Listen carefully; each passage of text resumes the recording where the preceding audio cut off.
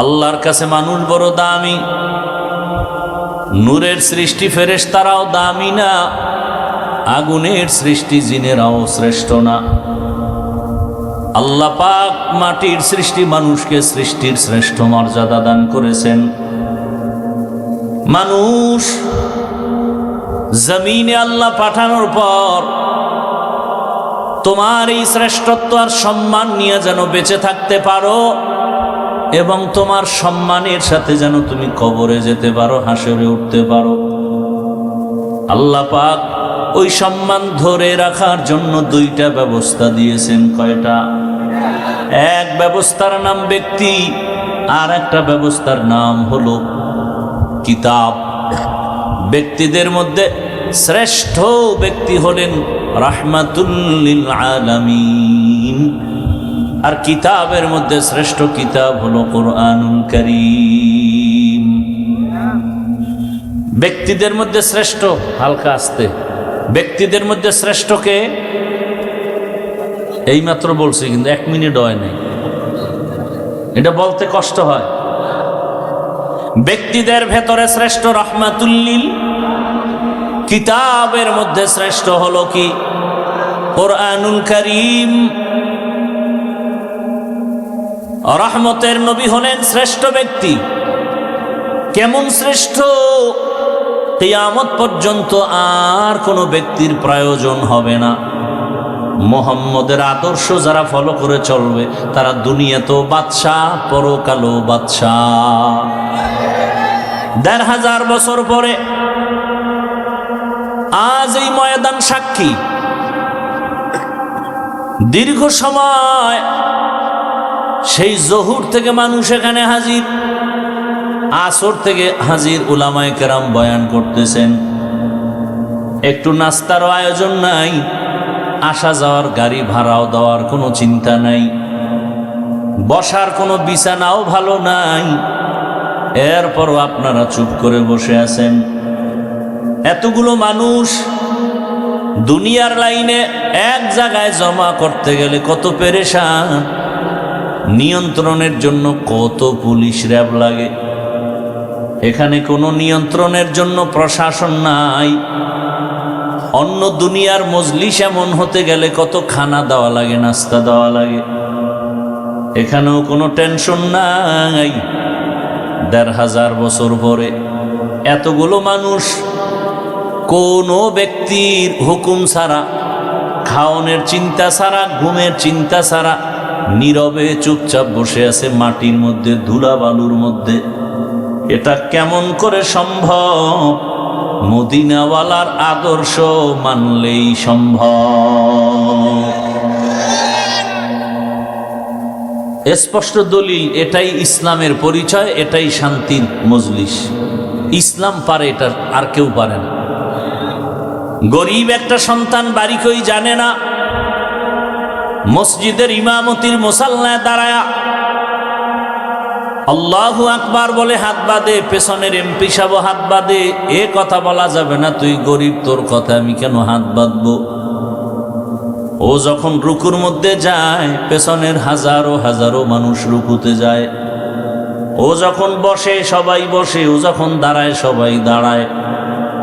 এটা দুনিয়ার কোন সরকারেও পারে না, ইসলামের দ্বারাই সম্ভব।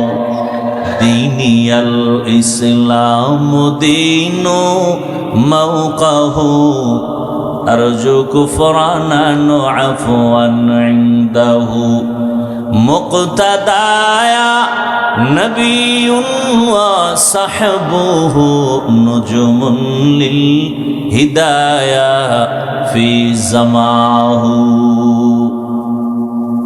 ইসলাম ছাড়া শান্তি কেউ দিতে পারে না। শান্তি আর সম্মানের জন্য আল্লাহ পাঠাইলেন রহমতের নবীকে মক্কা নগরীতে। এমন নাপাক সমাজ,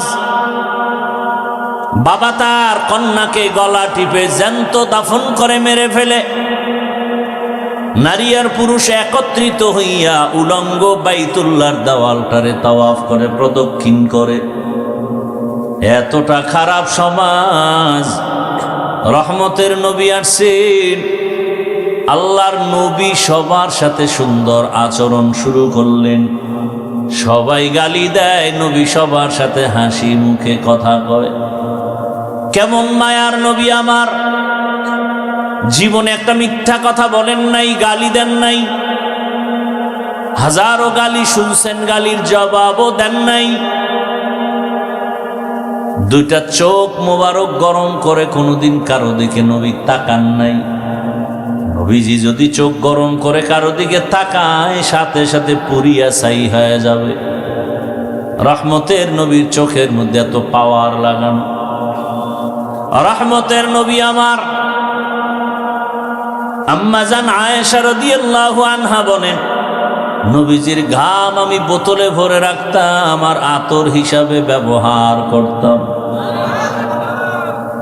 রহমতের নবী এমন দয়ার নবী, রহমতের নবীর চেহারাটার দিকে একটা নজর দিলেই কলিজা ঠান্ডা হয়ে যেত। 7 দিনওয়ালা না খাওয়া ব্যক্তির ক্ষুধা মিটে যেত। এমন মায়ার নবী আমার। দ্বিতীয় আর একজন ব্যক্তি পাবেন না যে জীবনে মিথ্যা বলে না, গালি দেয় নাই। রহমতের নবী এত দামি। ওই মায়ার নবীর আদর্শ, দীর্ঘ 40 বছর পর্যন্ত নবী শুধু ব্যবহার, সুন্দর আচরণ। কাউকে বলে না নামাজ পড়ো, রোজা রাখো, জিকির করো। 40 বছর পর আল্লাহ তাআলা দ্বিতীয় ব্যবস্থা কোরআন নবীর কাছে দিলেন। নবীর কাছে আসা মাত্র দাওয়াতে নবী নেমে পড়লেন। নবী দাওয়াত দেন, তোমরা সবাই এক আল্লাহর উপর ঈমান আনো, লা ইলাহা ইল্লাল্লাহ তুফলিহুন। যদি লা ইলাহা ইল্লাল্লাহ বলো, তোমার জন্য জান্নাত ওয়াজিব হয়ে যাবে। মান ক্বালা লা ইলাহা ইল্লাল্লাহ ফাদাখালাল জান্নাহ। ও আবু হুরায়রা, ঘোষণা দিতে বলো, যে বলবে লা ইলাহা ইল্লাল্লাহ সে জান্নাতি হয়ে যাবে। ভাইরা আমার, রহমতের নবী দাওয়াত দিতেছেন, এখন নামাজ এক আল্লাহর ইবাদত। এতদিন নবী দাওয়াত দেন নাই, কোনো দুশ্মন নাই, এখন দাওয়াত শুরু হয়ে গেল, দুশ্মনীও শুরু হয়ে গেল। রহমতের নবী দাওয়াত দিতেছেন,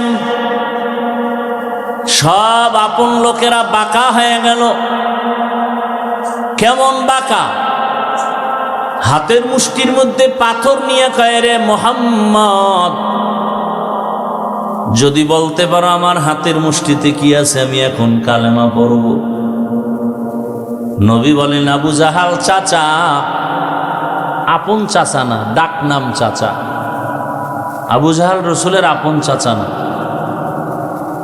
ডাক দিয়ে বলে, চাচা বলতে পারলে কালেমা পড়বেন? বলে হ্যাঁ। কয়, আমি তো বলতে পারবো না। কেন ভাতিজা পারবো না? কয়, আমি গাইবের মালিক না। গাইবের মালিক কে? قُلْ لَا يَعْلَمُ مَنْ فِي السَّمَاوَاتِ وَالْأَرْضِ الْغَيْبَ إِلَّا اللَّهُ। হে রাসূল, জানায়া দেন, আসমানের বাসিন্দারা কেউ গায়েব জানে না, জমিনের বাসিন্দারা কেউ গায়েব জানে না। কে জানেন? ইল্লাল্লাহ, একমাত্র কে? কেউ জানে না, কেউ জানে না। ইল্লাহ, জানে আল্লাহ। আল্লাহ পাক তার কুদরতি ক্ষমতায় যেইভাবে গায়েব জানেন, এই ক্ষমতায় দুনিয়ার কেউ গায়েব জানে না। কেউ যদি ধারণা করে আল্লাহ ছাড়া আরো কেউ গায়েব জানে, এই ধারণা করার নাম শিরক। যারা ধারণা করবে তাদের নাম মুশরিক। আমান ইউশরিক বিল্লাহ ফাকাদ হারামাল্লাহু আলাইহিল জান্নাহ। যারা শিরিকের গুনাহ করবে তাদের জন্য জান্নাত হারাম।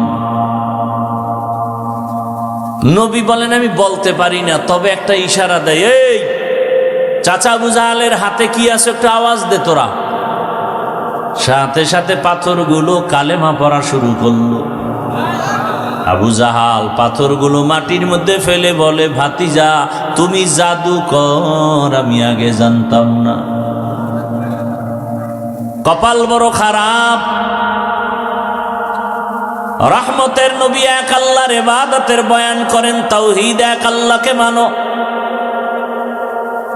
আলা লাহুল খালক ওয়াল আমর,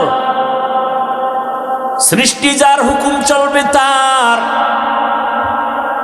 আল্লাহ ছাড়া কারো আইন চলবে না, কারো বিধান মানা যাবে না, কারো হুকুম মানা যাবে না।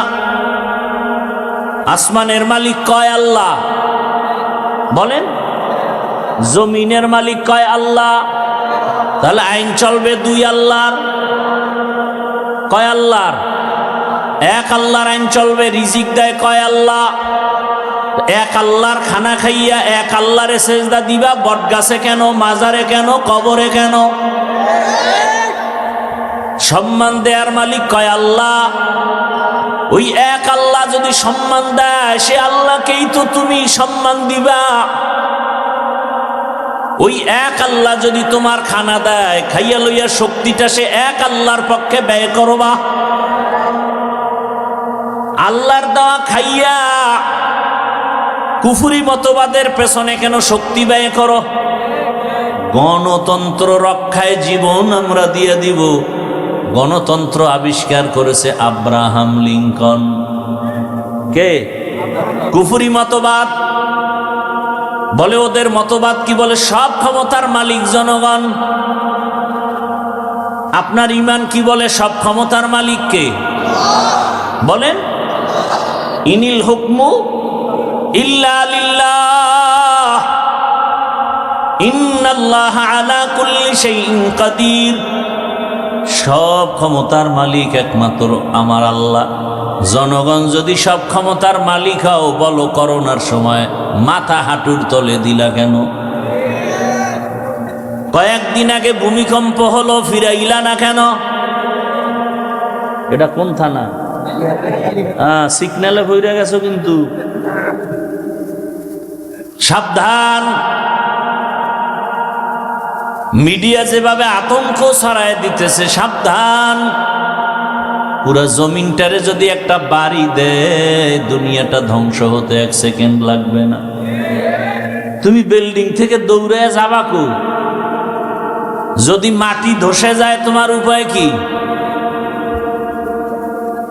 মাটি ফাঁক হয়ে যাবে, তুমি ভিতরে যাবা, ধরবালারও টাইম নেই।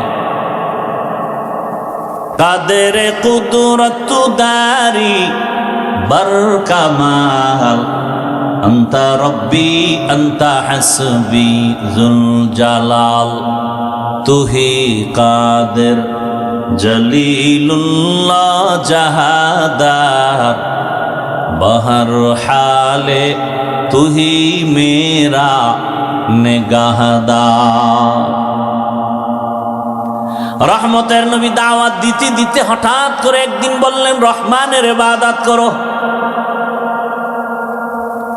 কাফের মুশরিকরা নবীকে আটকাবার জন্য ফাও প্রশ্ন করত, লাগে না তারপরও করত।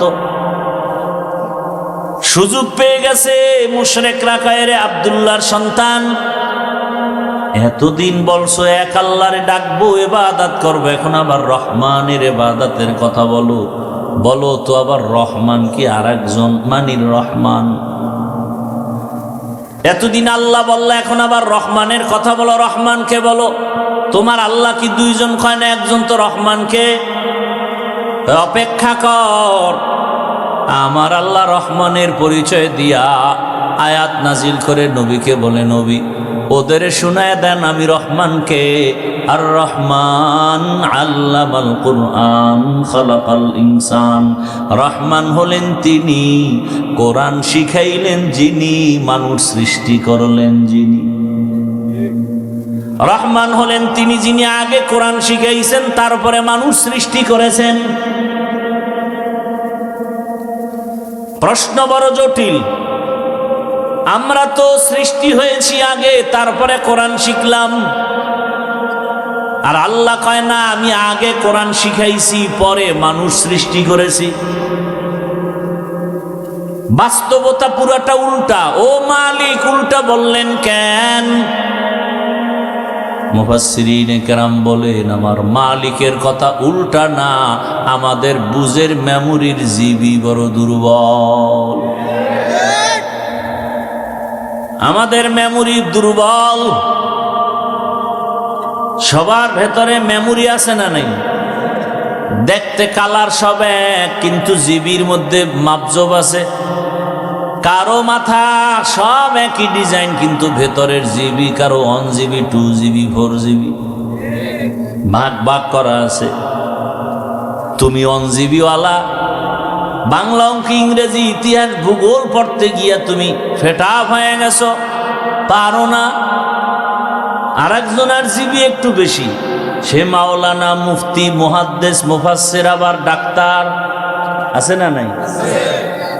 কওমিতেও পড়ছে, আলিয়ায়ও পড়ছে, ভার্সিটিতেও পড়ছে। তার মেমোরির জিবি তাজা। আর তুমি যে 1 GB দৌড়াও, মাঝে মাঝে হ্যাং হয়ে গেলেই তো আলেমের গালি দাও। জিবি যাও আছে মাঝে মাঝে হ্যাং হয়ে যায়, তখনই মাকে গালি দেয়, বাবারে গালি দেয়, আলেমরে গালি দেয়, শিক্ষকের সাথে বেয়াদবি করে। লিকুল্লি শাইইন জিনাতুন ফিল ওয়ারা ওয়া জিনাতুল মারই তামামুল আদাবি আজ খুদা খা হি মে তৌফিক আদব বেআদব মাহরুমে গাশত আজ ফজল। রাত্র কি 12টা বাজে? ঘুমের নেশা? বাঙালি কি রাতে ঘুমায়? সবাই তো মোবাইলের হক আদায় করে। তো কি কষ্ট হইতেছে না? ধৈর্য শেষ? হ্যাঁ, আমি ওই চালান চালাই না যে আমার চালানোর ক্ষেত্রে সজাগ থাকবে না। ঘুমান্ত মানুষ নিয়ে আমি গাড়ি চালাতে পারি না। আমি সচেতন মানুষকে কথা বলতে পারি। যে শুনতে চায় না তাকে আমার জোর করে শোনানোর দরকার কি? দোয়া করে চলে যাব। আপনার কাছে আমিও ঠেকা না, আর দিনের স্বার্থে ঠেকা, এই জন্যই তো কষ্ট করতেছি। কিন্তু আপনি যদি অবমূল্যায়ন করেন, এই কিছু লোক করতেছে, এটি কি বিড়ি টানতে যায়? বিড়ির নেশায় ধরছে। হ্যাঁ, কপাল বেশি সুবিধা না? নিজের কপালও পুরে, অন্যের কপালও পুরার অপচেষ্টা চালায়। এই যাদের উঠার ব্যারাম, আপনারা মাঠের প্যান্ডেলের ভিতরে আপনারা থাকেন কেন? আপনারা ওই দূরে আপনাদের জন্য মাইক লাগানো হয়েছে, এই যে পাওয়ারলেস যেটি, এটির জন্য মাইক লাগানো হয়েছে না কমিটি? হ্যাঁ, ও সিফাগল্লিতে বয়ে বিড়ি টানবা আর বয়ান শুনবা। প্যান্ডেলের মধ্যে ঢুইকা ডিস্টার্ব কেন? কত আলেম ওলামা বসা, এদেরকে ডেঙ্গিয়ে বের হন, ভয় লাগে না? কেন ক্ষতি করে না আমাদের? বলেন তো, আপনি কি ক্ষতির জন্য জন্ম নিছেন? জীবনটা খালি অন্যের ক্ষতিই করবেন।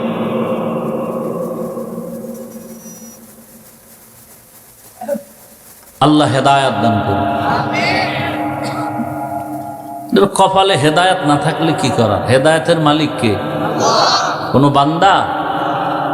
মান ইয়াহদিল্লাহু ফাহুয়াল মুহতাদ ওয়া মান ইউদ্লিল ফালান তাজিদা লাহু ওয়ালিয়্যাম মুরশিদা।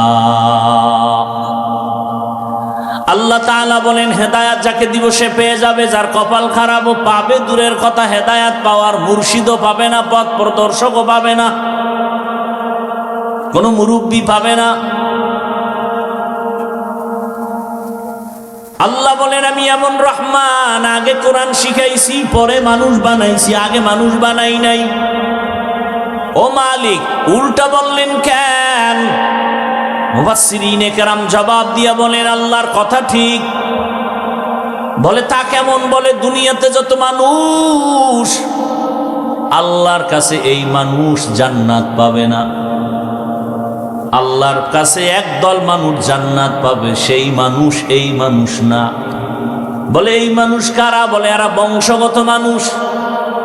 এই মানুষ কারা? বলে এরা জন্মগত মানুষ, আদমের বংশের মানুষ। হিন্দুও তো আদমের বংশগত মানুষ, বৌদ্ধ ধর্মের মানুষও তো আদম নবীর সন্তান হিসাবে বংশগত মানুষ। বংশগত পরিচয় জান্নাত পাওয়া যাবে না। এ কারণে স্বয়ং আদমের সন্তান কাবিলও জান্নাত পাবে না। নূহ নবীর সন্তান কেনান জান্নাত পাবে না। ভালো করে বুঝো, ইব্রাহিম নবী একজন কত বড় জলিল কদর পয়গম্বর, বাবা আজর জান্নাত পাবে না। আল্লাহর কাছে একদল মানুষ জান্নাত পাবে। ওই মানুষ কারা? বলে এরা বংশগত পরিচয় না, এদের পরিচয় জন্মগত পরিচয় না, এদের পরিচয় হলো এরা গুণের মানুষ। কিসের মানুষ? গুণের মানুষ। এবার 2-4 মিনিটে সময় দিয়ে শুনেন গুণের মানুষ কাকে বলা হয়। বুঝার জন্য একটা মূলনীতি মনে রাখবেন। প্রত্যেকটা বস্তু তৈরি করার ক্ষেত্রে যিনি তৈরি করে, প্রত্যেকটা বস্তু বানানেওয়ালা একটা কাজের জন্য বানায়, ঠিক না? বলে এই যে মাইকে কথা বলি, মাউথ দিয়া কথা বলি মেশিনের সাহায্যে, ইউনিটের মাধ্যমে হর্ন থেকে কথা বের হয়। কথা হলে এই মাউথ বানানেওয়ালা পুরা সেটআপটা এরা বানাইছে। কেন বানাইছে? বলে একটা কাজের জন্য। কাজ কি? বলে আওয়াজটাকে দূরে সরাবে, দূরে সরায় দেওয়ার জন্য এই মাইক। যেই বস্তুটা যেই কাজের জন্য বানাবে ওই কাজটাই হলো ওই বস্তুটার গুণ। তাহলে মাইকওয়ালা মাইক বানাইছে আওয়াজ দেওয়ার জন্য, আওয়াজ দেওয়া মাইকের গুণ। বাতিওয়ালা বাতি বানাইছে কেন? আলো দেওয়ার জন্য, আলো দেওয়া বাতির গুণ। পাখাওয়ালা পাখা বানাইছে কেন? বাতাস দিয়া ঠান্ডা করার জন্য, বাতাস দেওয়া পাখার গুণ। এই মূলনীতি, যেই বস্তুটা যেই কাজের জন্য বানাবে ওই কাজটা হলো ওই বস্তুর গুণ। ঘড়িওয়ালা ঘড়ি বানাইছে কেন? কোন কাজ? টাইম দেওয়ার জন্য, টাইম দেওয়া ঘড়ির গুণ। ভালো করে বুঝেন। তাহলে মাইকের গুণ আওয়াজ দেওয়া, বাতির গুণ আলো দেওয়া, পাখার গুণ বাতাস দেওয়া। যদি মাইক আওয়াজ সুন্দর করে না দেয়, এখানের সবাই বলবে মাইক ফেলে দাও, ভেঙ্গে ফেলো, এটা গুণের মাইক না।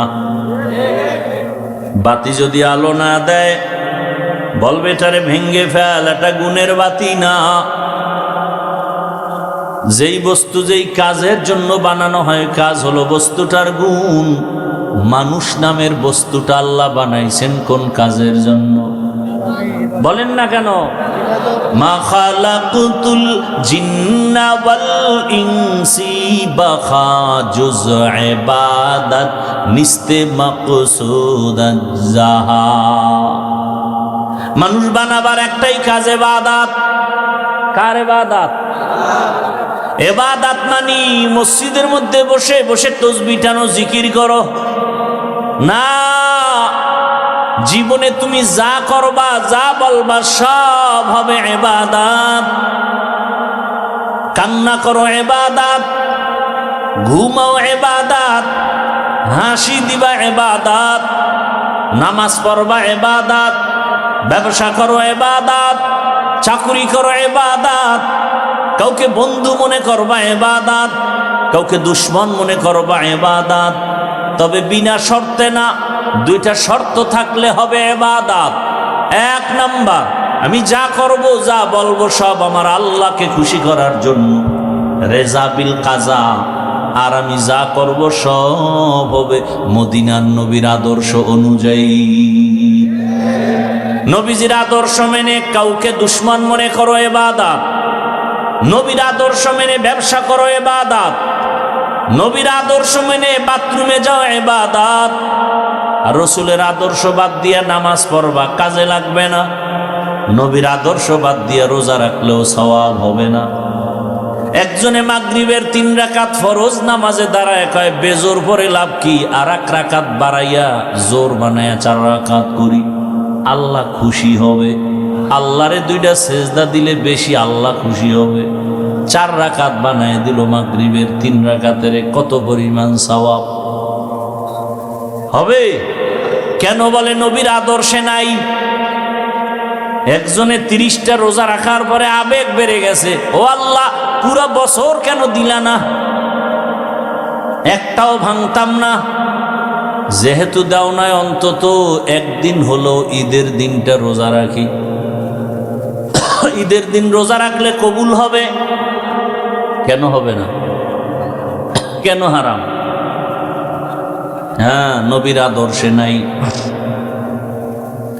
এজন্যই তো বলি রসুলের আদর্শ পারফেক্ট, দুনিয়ার সবার আদর্শ নাপাক, একমাত্র মদিনাওয়ালা রসুলের আদর্শই হলো পাক। নবীর আদর্শ পুত পবিত্র। ওই আদর্শ আজ আমার মধ্যে থাকার কারণে আমার সম্মান। ওই আদর্শ ১৫০০ বছর পরে স্কুলের ছেলের মধ্যে আসার কারণে তারও সম্মান। ও আমার যুবক বাবারা, স্কুলে কলেজে পড়নেওয়ালা নামাজি কি কেউ নাই? ওর সম্মান কম। ডাক্তার, প্রফেসর, ইঞ্জিনিয়ার 5 ওয়াক্ত নামাজ পড়ে, দাড়িওয়ালা নাই। খুঁজিয়া দেখো, সম্মানেরও অভাব নাই। RAB, army, police, BDR, OC, DC, SP 5 ওয়াক্ত নামাজ পড়ে, সম্মানও অনেক। অনেক চেয়ারম্যান, অনেক মেম্বার 5 ওয়াক্ত নামাজ পড়ে। ও আমার কলিজার যুবক, তোমার জেনারেল লাইনের ছেলেটা যদি স্কুল কলেজে পড়ে নামাজ পড়ে, তুমি তোমার বিবেক দিয়া জবাব দাও, তোমার কপালে কার বরদোয়া লাগছে? তুমি পারো না কেন? তোমার মতো সন্তান রাস্তায় গাড়ি চালায়, নামাজ পড়ে, কৃষি কাজ করে, নামাজ পড়ে, নদীর মধ্যে মাছ ধরে, নামাজ পড়ে, তুমি পারো না কেন? তোমার কপাল খারাপ। কারো বরদোয়া লাগছে বলো? অবশ্যই বরদোয়া লাগছে। হয়তো মা বাবার বরদোয়া লাগছে, কি জানি মায়েরে কথা বইলা কাদাইছো রে বাবা। শিক্ষকের বরদোয়া লাগছে, কোন কথা বলে জানি শিক্ষকের বেয়াদবি করে কাদাইছো, না জানি আবার আলেম ওলামার সাথে বেয়াদবি করে কাদাইছো, বরদোয়া লেগে গেছে। এই 3 জায়গার বরদোয়া লাগলে কপাল শেষ। আর এই 3 জায়গার দোয়া পাইলে তোমার মতো সফল জীবনওয়ালা কেউ হবে না। ডাক্তার জাকির নায়েকের এত সুনাম কেন? একজন হোমিওপ্যাথিক ডাক্তার। কে জানে তার বাবা কে, কে জানে তার মা, কে জানে তার বাড়ি কই।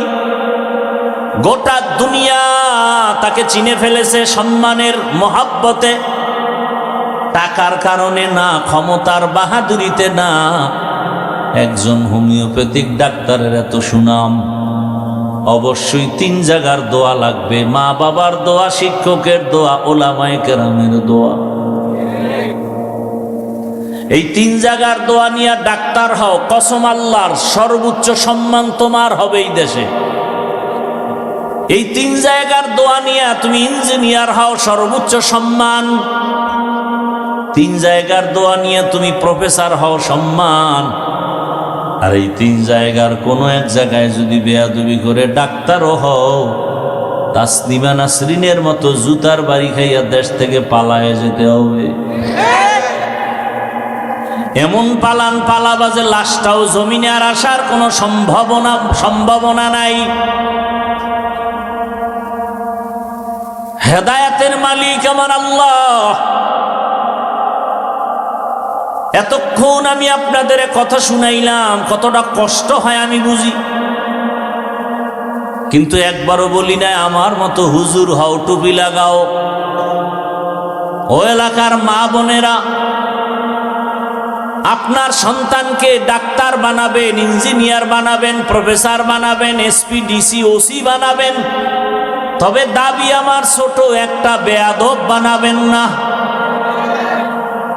আপনার সন্তানের ব্যবহারে কোনোদিন যেন আলেম কষ্ট না পায়, সে না, এখনো সে শান্তিতে আছে না নাই? বিএমপি করে, কারোর উপরে জুলুম করে নাই, বেয়াদবি করে নাই, শান্তিতে আছে না নাই? মাদ্রাসায় টাকা পয়সা দান করে, হুজুরদের সাথে সম্পর্ক এখনো আরামে আছে। আল্লাহ দেখায় দেয় নবীর আদর্শই হলো শান্তির ঠিকানা। হুজুর হইলেই শান্তি, এটা কি কোনো গ্যারান্টি আছে? না। আমি হুজুর হইয়া যদি নবীর আদর্শ মতো না চলি, কপাল আমারটাও সায়া যাবে। আর তুমি হুজুর না হইয়া জেনারেল লাইনে থাইকেও যদি নবীর আদর্শে নামাজ পড়ো আর কলেজে পড়ো, তোমারও দেখবা শান্তি আর সম্মান। ঢাকা কলেজে কত ছেলেরা ক্লাসে যায়, মাথায় পাগড়ি, বড় দাড়ি, বড় জামা, মনে হয় মসজিদের খতিব। একজনে জিগায়, ভাইজান কোন মসজিদের জুমা পড়ান? আমি আরবি পারি না। কথা এই সুরত কেন? কই যান? কয় ঢাকা কলেজে পড়ি। কয় এই হালাতে? বলে হ্যাঁ। ক্লাসে কেউ কিছু কয় না? কয় কি কয়? শিক্ষক শিক্ষিকারা দোয়া করে পুরা কলেজের মধ্যে একটা ভালো ছেলে আছে। আমি বললাম মেয়ে নায়িকা আছে। মেয়েরা কি মাঝে মাঝে আড্ডাখানায় ডাকে না? বলে ডাকে। সবাই মিলে যাবে পার্কে, রিসোর্টে যাবে। তখন আমি কেমনে যাই? আমি ইস্তেগফার পড়তে থাকি। আল্লাহর কুদরত, আমার ক্লাসের একটা মেয়ে ডাক দিয়ে কয়, ও আল্লাহর পথে আছে, ওরে সাইরা দে, ডিস্টার্ব করিস না, আমরা চল। বাস আল্লাহ আমার পক্ষে একজন লাগাই দিছে। এভাবেই আল্লাহ বাঁচান। আপনি যদি নিয়ত করেন আমি হালাল খায়া মরমু, নাইলে না খায়া মরমু, হারাম খাবো না, একটু কষ্ট হলেও দেখবেন হালাল দরজা খুলে গেছে। আপনার তো সেই একই নেই, বরং মোটামুটি খাইয়াও আল্লাহরে গালি দেয়, শুকর নাই। এরে আম্মা জানেরা, আপনাদের মতো কত মা কত বোন এই এলাকায় আছে, এখনো পর্দা করে, নামাজ পড়ে, মোবাইলে সময় নষ্ট করে না, স্বামীর মাল খেয়ানত করে না। আপনারা কেন পারবেন না? এই স্টেজের ভেতরে কয়েকটা ছাত্রের মাথায় পাগড়ি দিলাম, এরা কোরআনে হাফেজ। এদের মা বাবার জীবনটা কতই যে ধন্য। আপনি যদি একটা কোরআনওয়ালা ডাক্তারের মা হইয়া কবরে যেতেন, আপনি যদি আপনার সন্তানটাকে কোরআন পড়াইয়া ইঞ্জিনিয়ার বানাইয়া কবরে যেতেন, আপনার জীবনটা ধন্য। আপনার সন্তান ডাক্তারিও করত, রোগীও দেখত, কোরআন তেলাওয়াতও করত, নামাজ পড়ে মা বাবার জন্য দোয়া করত। এমন একটা ডাক্তার বানায় যান, সুনামও হবে, দোয়াও হবে। এখনো সময় আছে, তওবা করেন। মনটাকে আমার আল্লাহর দিকে ঘুরাইয়া মনে মনে বলেন, হে আল্লাহ, জীবনে মনের আশা পূরণ করতে গিয়ে কত গুনাহ করেছি। ও আল্লাহ, আর গুনাহ করব না, নামাজ ছাড়বো না, বেপরদায় চলবো না, মা বাবার দোয়া নিয়ে চলবো, স্বামীর মাল হেফাজত করব, মোবাইলে সময় নষ্ট করব না। ও আমার কলিজার যুবক বাবা, জীবনে তো কম দাড়ি কাটলা না, কম বেপরদায় চললা না, পার্কে কম দৌড়াইলা না, সারা রাত মোবাইল তো কম চালাইলা না, এখনো কি আশা মিটে নাই? আর কতবার দাড়ি কাটলে তোর আশা পূরণ হবে? কতবার পার্কে গেলে আশা পূরণ হবে? কত রাত মোবাইল চালাইলে তোর আশা পূরণ হবে? এবং এটাও বল, তোর হায়াতের বাকি আছে কয়দিন?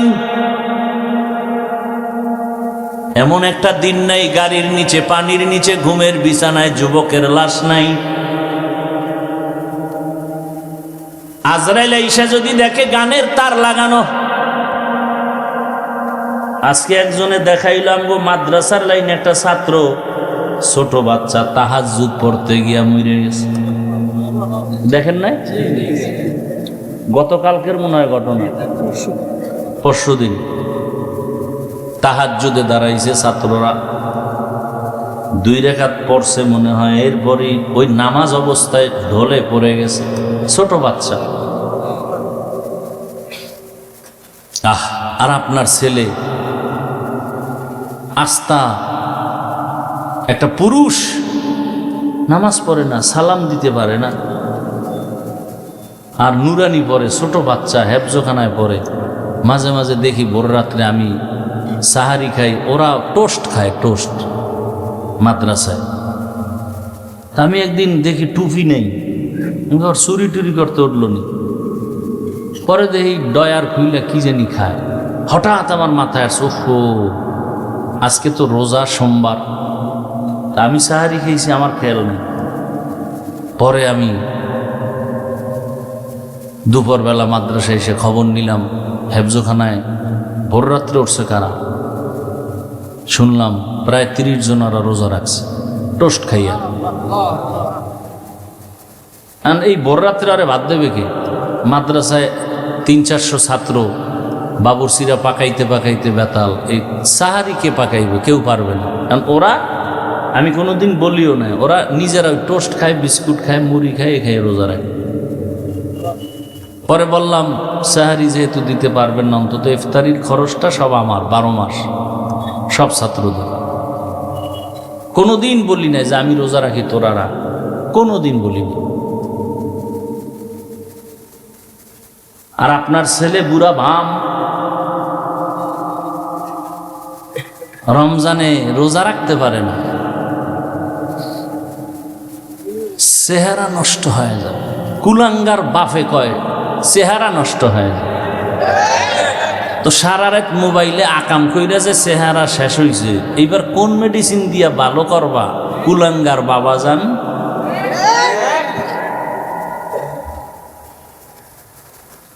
এখনো সময় আছে, তওবা করো। অনুরোধ করে বলছি তওবা করো। পর্দার আড়ালের মা বোনেরাও তওবা করেন, যুবক বাবারাও তওবা করো। মনটাকে আল্লাহর দিকে ঘুরায় বলো, আর নামাজ ছাড়বো না, বেপর্দায় চলবো না, মা বাবারে কষ্ট দিব না। শিক্ষকের দোয়া নিয়ে, উলামায়ে কেরামের দোয়া পরামর্শ নিয়ে নবীজির তরিকা মেনে চলবো।